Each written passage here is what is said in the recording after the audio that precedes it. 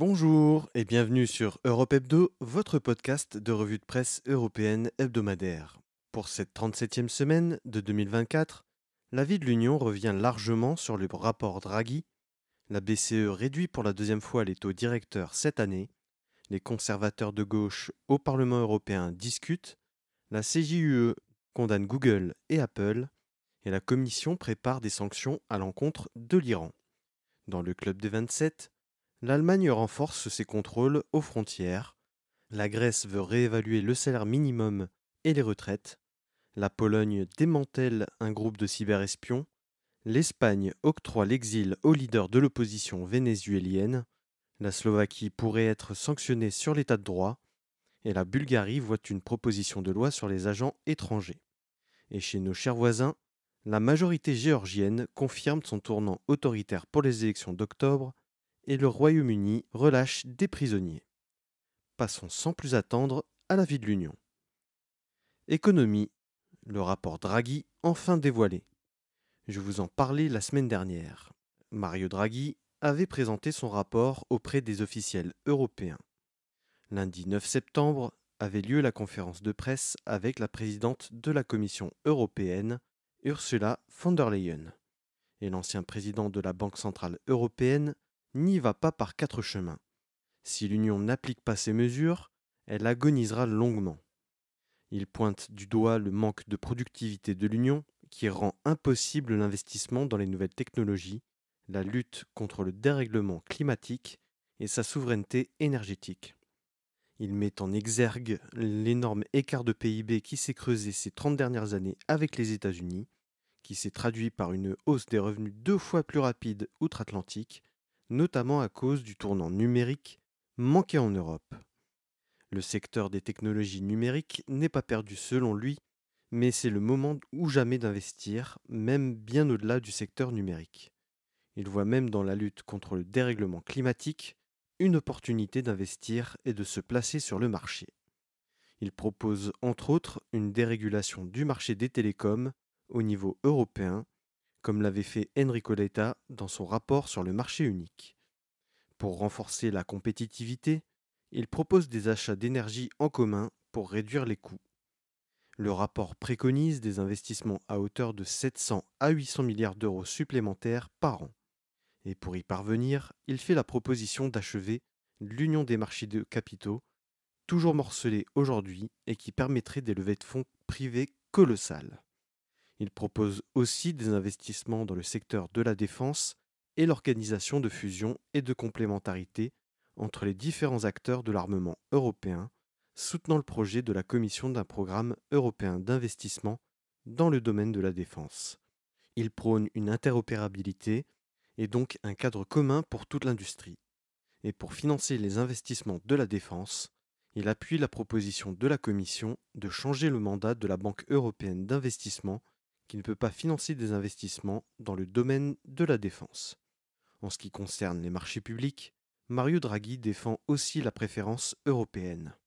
Le rapport va aussi à contre-courant de l'orthodoxie budgétaire en prescrivant une augmentation du budget européen, mais aussi de s'appuyer sur un nouvel endettement en commun pour assurer des investissements massifs et nécessaires dans la recherche et l'innovation. Il propose que le fonds Horizon Europe soit plus que doublé en passant de 93,5 à 200 milliards d'euros sur 7 ans. Sur le pacte vert, il met en garde sur le fait que la législation ne doit pas provoquer la désindustrialisation, mais accompagner la transition. Il égratigne les États-Unis et la Chine qui se jouent des règles de l'OMC et qui n'ont pas la même exigence sur les critères environnementaux, et les deux ne s'empêchent pas le protectionnisme et la priorité nationale sur les capacités de production. Il a pointé du doigt la dépendance aux actions des grandes puissances. Et encore une fois, il préconise de sortir les champions du cadre national pour les placer au niveau européen, pour les mettre au même niveau que ses concurrents. Idem pour les infrastructures énergétiques qui souffrent encore du morcellement. Sans surprise, ces préconisations plaident aussi pour une réforme des institutions et surtout du droit de vote des 27. Économie encore, la Banque centrale européenne abaisse les taux directeurs à 3,5%. Jeudi 12 septembre, la Banque centrale européenne a annoncé baisser les taux directeurs d'un quart de point, passant de 3,75% à 3,5%. Une façon de stimuler la consommation et l'investissement après une longue incitation à l'épargne. Une décision justifiée par le reflux de l'inflation, qui oscille autour de 2% dans la zone euro et est même descendue en dessous en France et en Allemagne. Mais c'est surtout la crainte d'une croissance en berne qui incite l'institution de Francfort à agir. Même si elle redoutait une spirale salaire-prix, avec l'augmentation de l'un alimentant l'augmentation de l'autre et ainsi de suite, les difficultés des entreprises allemandes, par exemple, impactent fortement le PIB allemand, dont les prévisions de croissance sont nulles pour les 2-3 prochains exercices, la faute à la frilosité des consommateurs allemands. Stimuler la consommation et l'investissement est un moyen de relancer la machine économique et de libérer certains secteurs comme le logement. La BCE met en garde les États membres, notamment la France, sur le respect des règles budgétaires. Desserrer les taux ne doit pas inciter les pays à s'endetter ou dépenser, surtout ceux qui sont déjà sous procédure de déficit excessif. La BCE n'a pas donné d'indication sur une feuille de route à tenir, mais elle se tient à l'écoute des tendances économiques pour réagir au moment opportun. Parlement européen. Négociations entre partis conservateurs de gauche. Je vous en parlais déjà au mois de juillet, mais le manque de délégations représentées empêchait la création d'un groupe parlementaire, ce qui nécessite 25 eurodéputés issus de 7 pays. Ils ne sont que 13 issus de 3 pays. Les conditions ne sont pas remplies, mais les partis conservateurs de gauche réfléchissent à mettre en place une convergence, des prises de position et des échanges entre équipes et délégations, sans bénéficier des facilités d'un groupe, comme l'accès aux responsabilités, au financement du Parlement ou même de l'organisation de réunions de groupe au sein du Parlement. C'est l'eurodéputé tchèque Ondřej Dostál du parti Stachilo, qu'on peut traduire par assez ou ça suffit, qui a annoncé la tenue d'une réunion de coordination le mercredi 11 septembre. Y étaient présents le parti allemand l'Alliance Zara Wagenknecht et le parti slovaque du Smer, le parti du Premier ministre Robert Fico. Leur plateforme commune repose sur les droits des travailleurs, la paix, entendez par là la fin du soutien à l'Ukraine et la sortie de l'OTAN, et la stabilité économique. La position sur l'immigration va vers plus de contrôle et ils sont contre le Green Deal qu'ils voient comme une menace pour l'industrie. Ils espèrent convaincre des eurodéputés d'autres groupes de les rejoindre et de construire un groupe parlementaire à l'avenir. Cependant, le Smer espère bien réintégrer à terme le groupe des sociaux-démocrates au Parlement européen, ce qui semble bien improbable avec la dérive autoritaire du gouvernement slovaque. Ils avaient espéré au mois de juillet que le mouvement 5 étoiles les rejoindrait, mais il a finalement choisi la gauche unie européenne, le groupe auquel appartient la France insoumise. Concurrence. La Cour de justice de l'Union européenne donne raison à la Commission contre Google et Apple. Mardi 10 septembre, ce sont 2 arrêts de la CJUE qui viennent confirmer les griefs faits par la Commission aux géants de la tech américaine dans leur méthode anticoncurrentielle. Tout d'abord Google, dont la procédure judiciaire a commencé en 2009. C'est le Bureau européen des unions de consommateurs qui avait porté l'affaire devant la Commission. Une enquête était donc ouverte en 2010 avant de la porter devant les tribunaux communautaires en 2017. Par le passé, Google imposait le service Google Shopping, outil de comparaison de prix, lors des recherches des usagers.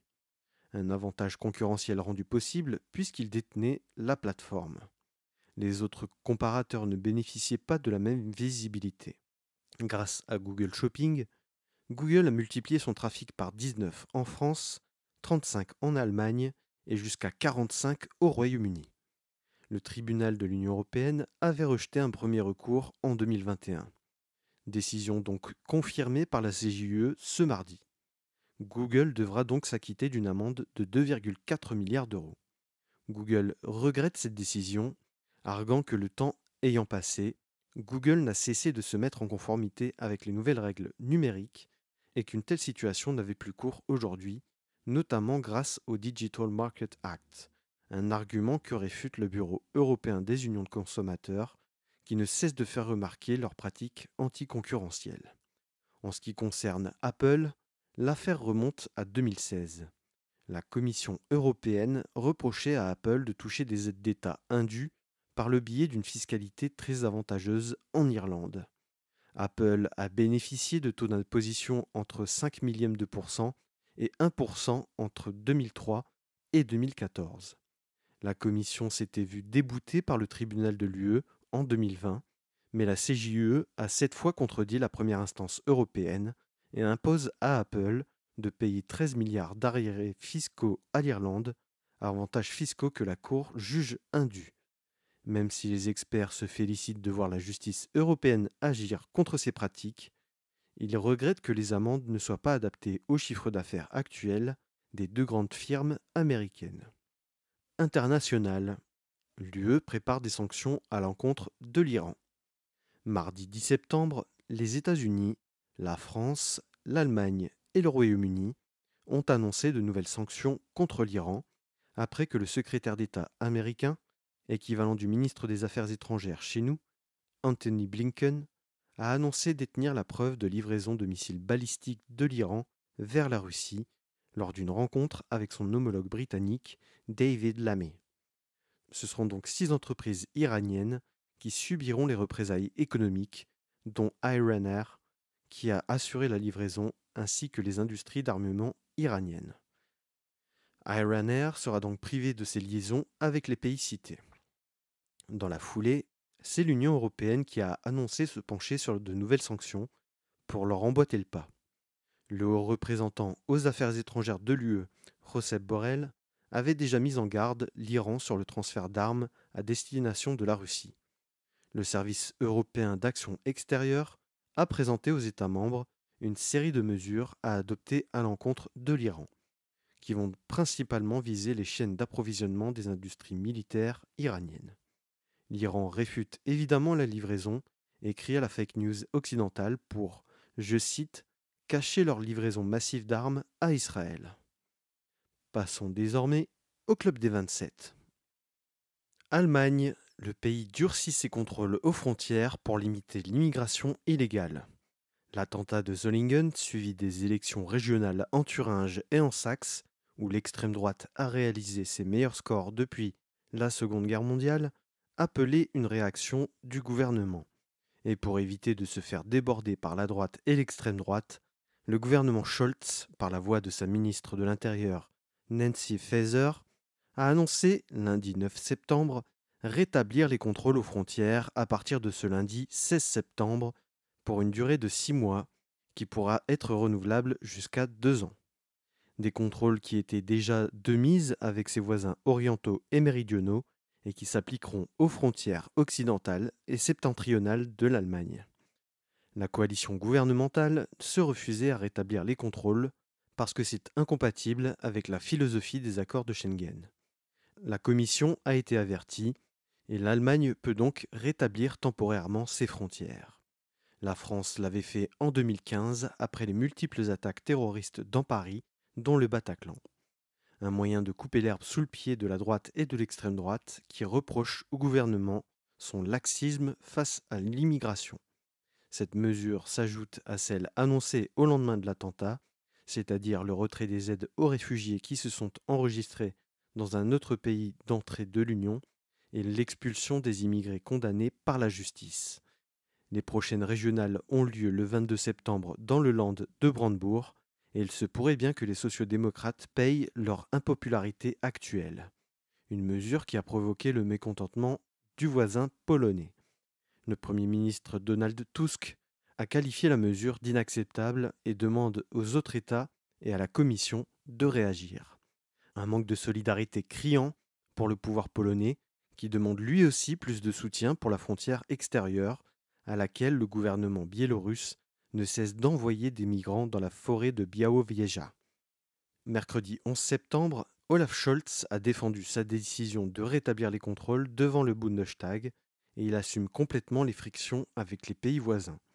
Il s'en est même pris à Donald Tusk, dont le parti, la plateforme citoyenne, est allié de l'Union chrétienne-démocrate, la CDU, au sein du PPE, qu'il soupçonne de vouloir l'affaiblir en vue des prochaines élections fédérales pour porter son allié au pouvoir. La CDU défend de son côté le refoulement automatique des migrants clandestins aux frontières, ce qui est contraire au droit européen. L'Allemagne a presque déjà intégré complètement le pacte asile et migration à son droit national, qui devrait prendre le relais. Grèce. Le Premier ministre souhaite augmenter le salaire minimum et les retraites. Samedi 7 septembre, Kyriakos Mitsotakis a annoncé lors de la foire internationale de Thessalonique proposer plusieurs mesures en faveur du pouvoir d'achat pour le budget grec 2025. Avec une croissance bien supérieure à celle de ses partenaires européens, évaluée à 2% en 2023, la Grèce peut se prendre à nouveau à rêver. Les Grecs font toujours face à une inflation supérieure à la moyenne de la zone euro, avec 3,1%. Le salaire minimum a déjà été relevé de 780 € à 830 € brut et a tenté de contrer la hausse des prix de l'énergie, mais le pouvoir d'achat ne progresse toujours pas. Le salaire grec reste inférieur de 28% en moyenne par rapport à celui de 2010.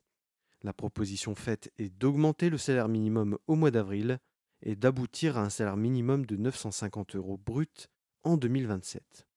Côté retraite, le Premier ministre propose une hausse de 2,5%, prenant en compte l'inflation.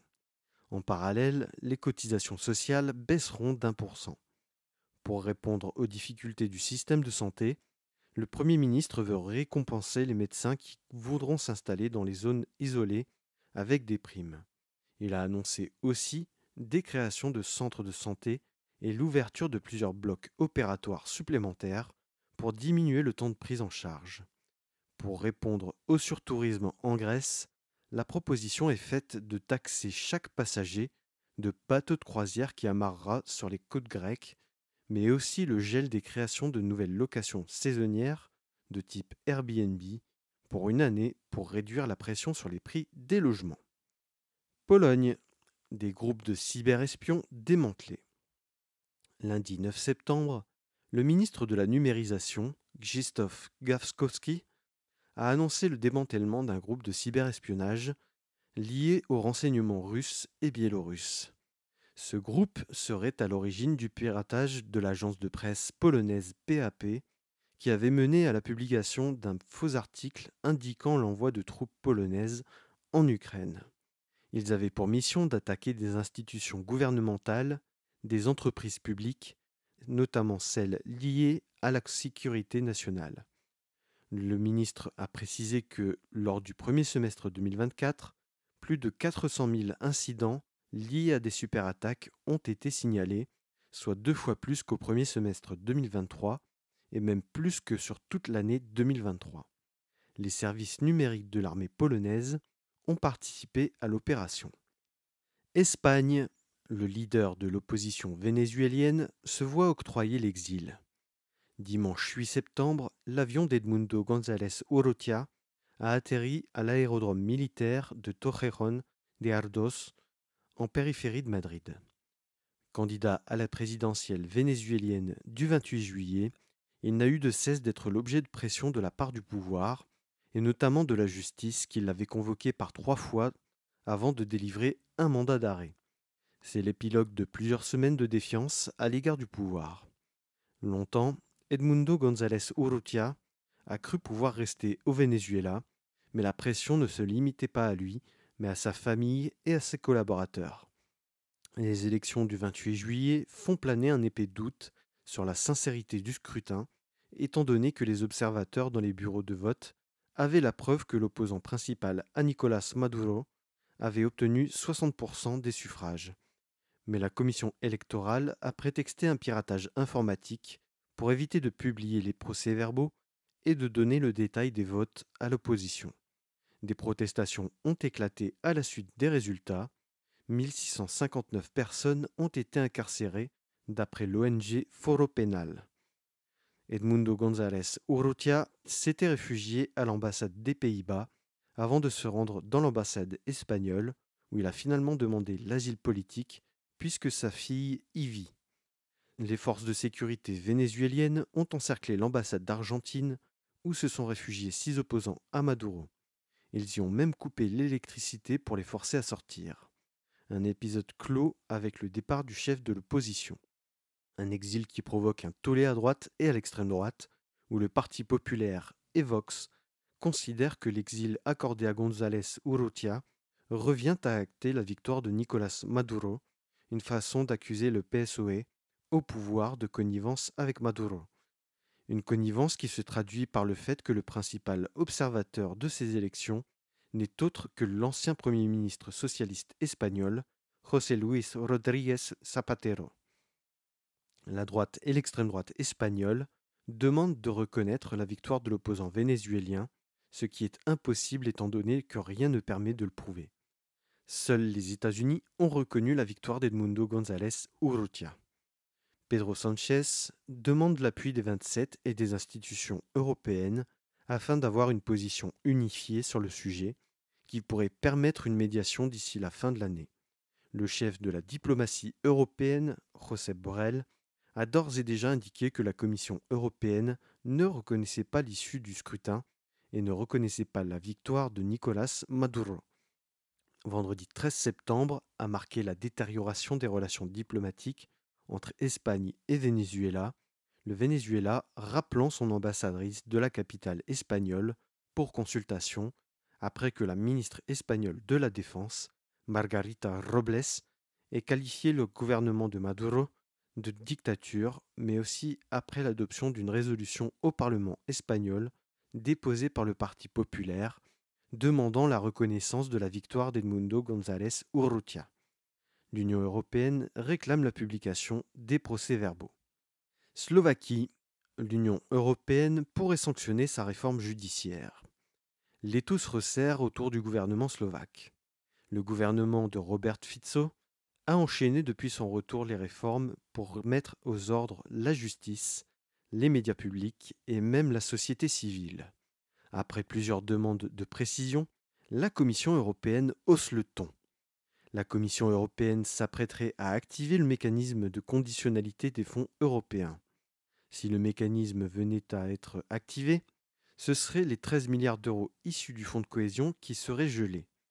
Aussi, le plan de relance post-Covid doit encore abonder le budget slovaque de 2,7 milliards d'euros.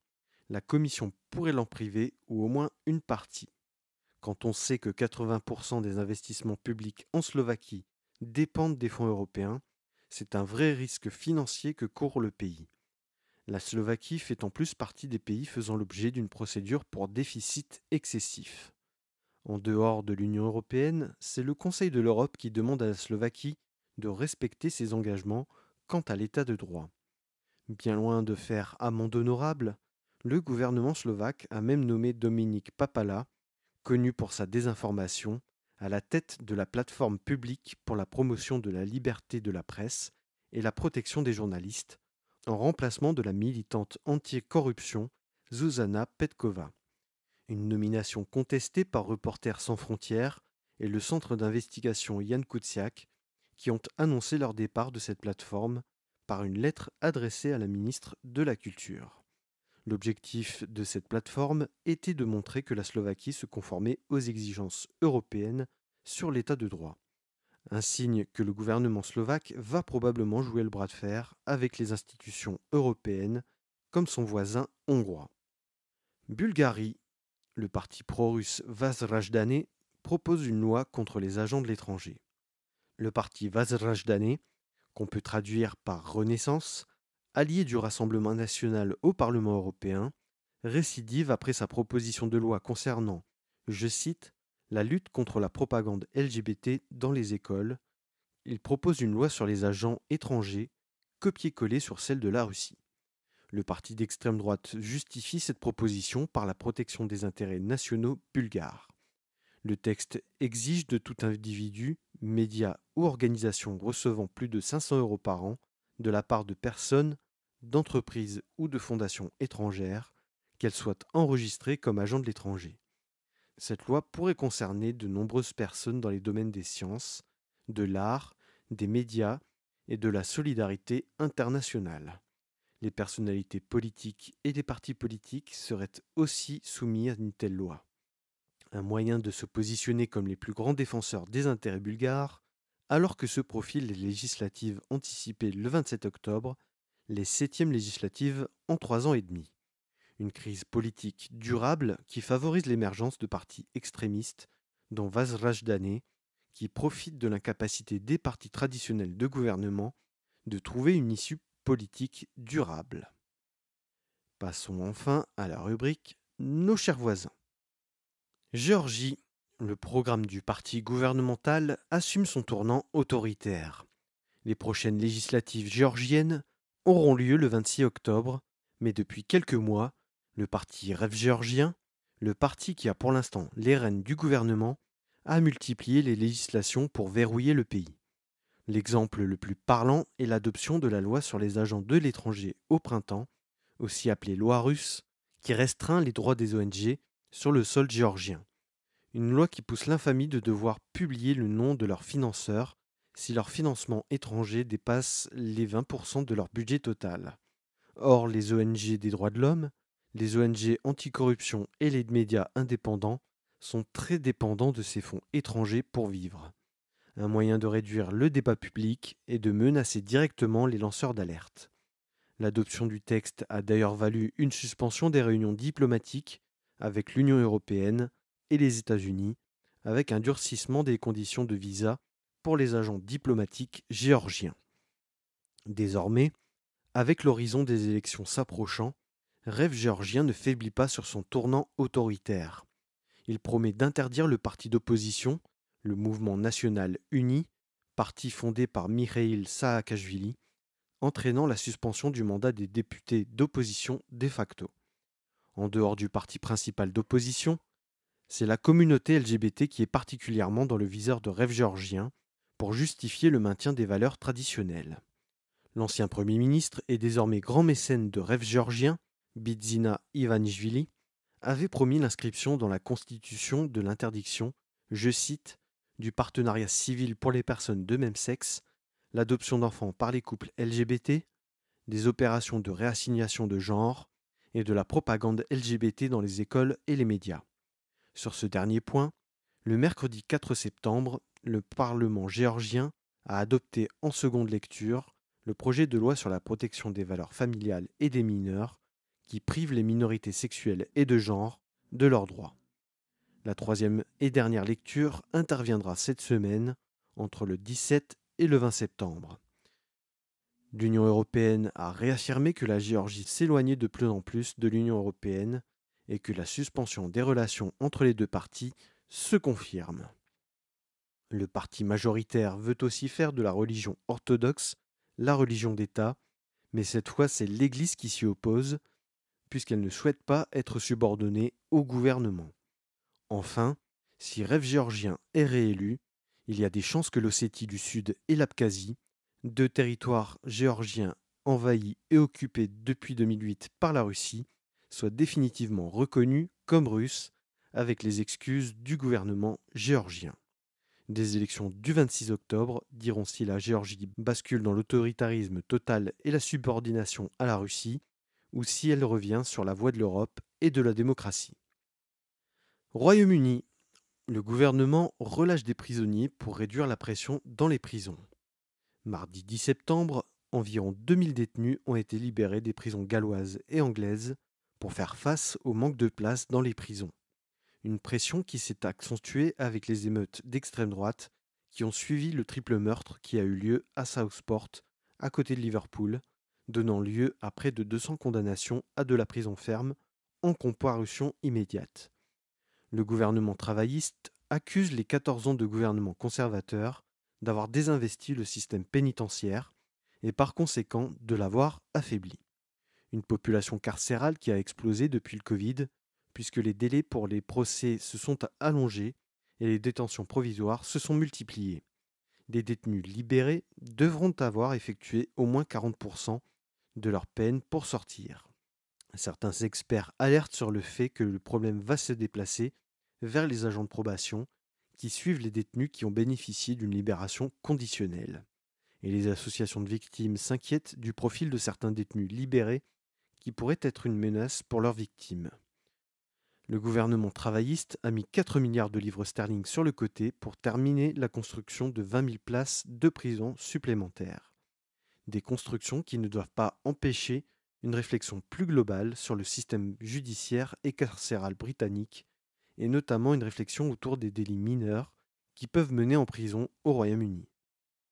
Voilà, la semaine européenne 37 de 2024 se termine ici. Merci d'avoir écouté Europe Hebdo. Si l'écoute de cet épisode vous a plu, abonnez-vous sur votre plateforme d'écoute préférée, que ce soit Spotify, Deezer, Apple Podcast, Amazon Music, YouTube ou YouTube Music. Et pour ne rien rater des derniers épisodes d'Europe Hebdo, vous pouvez retrouver toutes les publications d'Europe Hebdo sur Facebook, Instagram et LinkedIn.